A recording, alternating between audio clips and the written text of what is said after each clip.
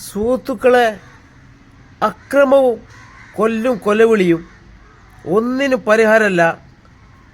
അതാട്ട് നടന്നാൽ നമ്മളെ കുടുംബം നശിക്കുകയേ ചെയ്യുള്ളൂ. അത് ഏത് പാർട്ടി ആയാലും. ഇപ്പം ഇന്നലെ നടന്ന സംഭവമാണ്. ഒരു പഞ്ചായത്ത് നഷ്ടപ്പെട്ടതിൻ്റെ പേരിൽ അക്രമം അഴിച്ചുവിടാണ്. ഇതൊന്ന് കണ്ടോക്ക്. പക്ഷേ TP കേസിലെ ഒരു പ്രതി കുന്നോത്തുപറമ്പിലെ കാരനായിരുന്നു എന്നുള്ളത് ഒരുപക്ഷെ സന്ദർഭവശാൽ നമ്മൾ ഓർക്കണം. അത്ര കണ്ട് ഈ പാർട്ടി സ്പിരിറ്റിന്റെ പേരിൽ അക്രമം നടത്താൻ തുനിയുന്ന ആളുകളുള്ള ഒരു മേഖല കൂടിയാണ് അത് എന്ന് മനസ്സിലാക്കണം.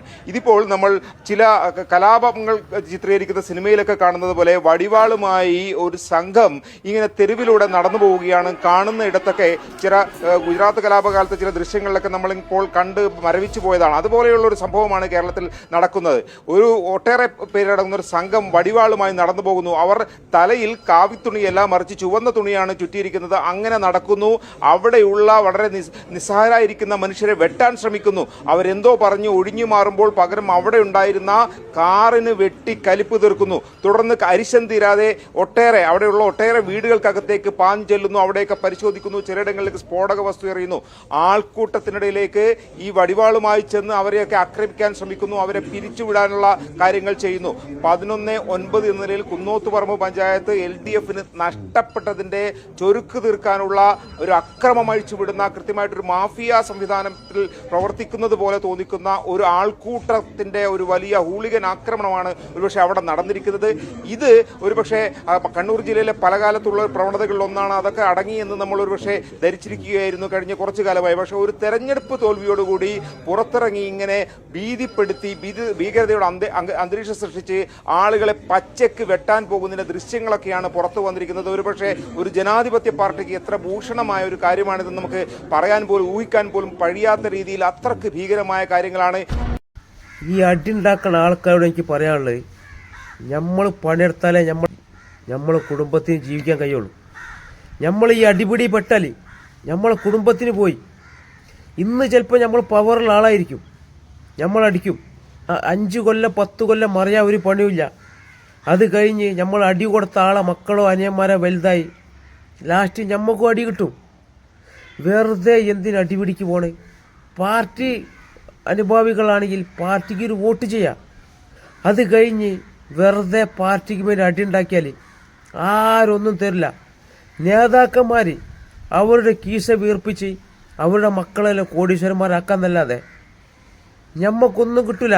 ഞമ്മക്ക് പട്ടിണി പരിവട്ടയും തന്നെ അയക്കാറ്. ഇത് കുറേ കാലമായിട്ട് ഇപ്പോൾ ഉണ്ടായിട്ടില്ലേനി. പക്ഷെ ഇപ്പോഴിതാ വീണ്ടും തുടങ്ങി. ഇങ്ങനെയുള്ള പൊണ്ണന്മാർ എല്ലാ പാർട്ടിയിലും ഉണ്ടാവും.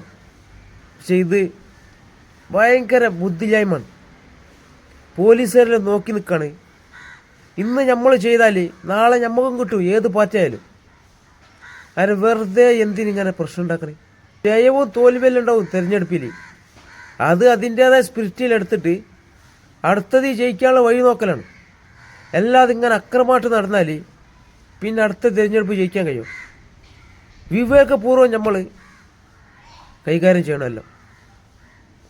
പിന്നെ ഒരു കാര്യം പറയാനുള്ളത്, ഇന്നലെ നമ്മളൊരു മന്ത്രിൻ്റെ പ്രസ്താവന കേട്ട് ഞങ്ങൾ കൊടുത്ത പൈസ നക്കിയിട്ട് ഞങ്ങൾ തിരിച്ചു കുത്തി. അതൊന്ന് കേട്ടു. ജനക്ഷേമ പരിപാടി ഇതുപോലെ കേരളത്തിന്റെ ചരിത്രത്തിൽ നടന്നിട്ടുണ്ടോ? ഇല്ലല്ലോ. ഇതെല്ലാം വാങ്ങി നല്ല ഭംഗിയായി ചാപ്പാട് കഴിച്ചവര് നല്ല ഭംഗിയായി നമുക്കിട്ട് വെച്ചു എന്നാണ് എനിക്ക് തോന്നുന്നത്. നല്ല 1-ാം തരം പെൻഷൻ മേടിച്ചു ഇഷ്ടം പോലെ തിന്നാണ്. എന്നിട്ട് നേരെ എതിർ വോട്ട് ചെയ്തു എന്ന് പറഞ്ഞാൽ അതിന്റെ പേര്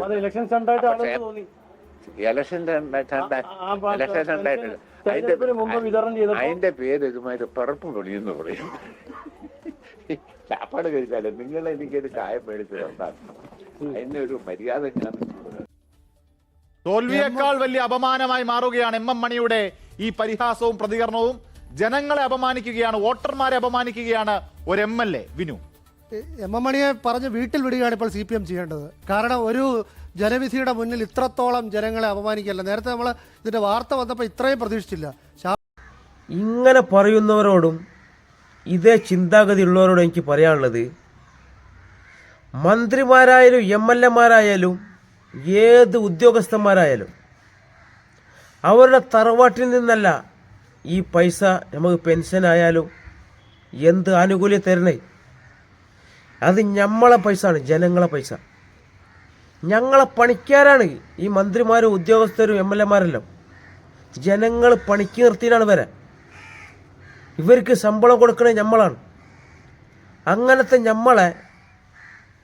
നമ്മൾ ശാപ്പാട് നക്കിയെന്നെല്ലാം പറഞ്ഞാൽ എന്താ ചെയ്യൽ?